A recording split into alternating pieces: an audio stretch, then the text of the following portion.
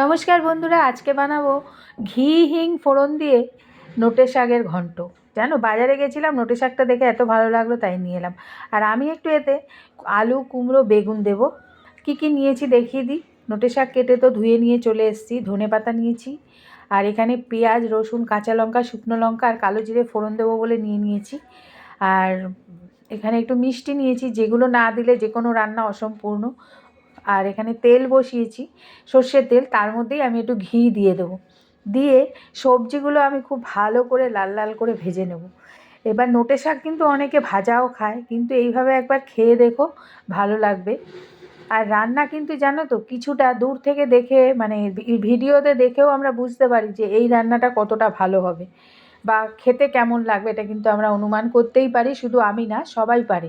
তাই আমি আর বলার অপেক্ষা রাখলো না যে এটা খেতে কতটা টেস্ট হয়েছিল।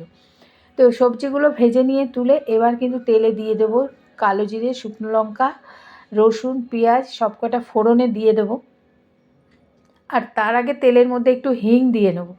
এই ক্যামেরাটা একটু নড়ে গেল, কিছু মনে করো না, একা হাতে ক্যামেরা করছিলাম তো একটু নড়ে গেল। যাই হোক, তেলে এর মধ্যে আর তেল দেবো না, আর ঘিও দেবো না, ঘিয়ের ফ্লেভার রয়েছে। এবার শুকনো লঙ্কা, কালো জিরে আর কাঁচা লঙ্কা দিয়ে দিলাম। ঝাল বেশি খেলে দিয়ে নিও। আর এই ফোড়নটাও দিয়ে দিলাম। এবার এই ফোড়নটা নাড়তে নাড়তে যে একটু ভাজা হয়ে আসবে, দিয়ে দেবো একটু হলুদ। হলুদটা দিয়ে, আর হলুদ দেবো না, তারপর আমি শাকগুলো দিয়ে দেবো। আর নুন মিষ্টি এটা তো দিতেই হবে টেস্ট অনুযায়ী। আর নোটে শাক কিন্তু ভাজা খেতেও ভালো লাগে পোস্ত ছড়িয়ে। যদিও আগে এইসব নোটে শাক বা লাউ শাক এগুলো কিনে খেতে হতো না। বিয়ের আগে আমাদের বাড়িতে অনেক জায়গা জমি ছিল, তাতে প্রচুর চাষ হতো। তখনও তো পাত্তা দিতাম না, এখন তো হাপিত্তেশ করি খাওয়ার জন্য, কিনে খাওয়ার জন্য। যাই হোক, নোটে শাকটা ছেড়ে দিলাম। এবার তার মধ্যে একটু নুন দিয়ে দিয়েছি, আর মিষ্টিটাও দিয়ে দিয়েছি এখনই। এবার তো যে কোনো শাক দিয়ে প্রচুর জল বেরোয়, এটা দিয়েও বেরোবে। যদিও এক আঁটি নোটে শাক তো অল্প হয়ে গেছে।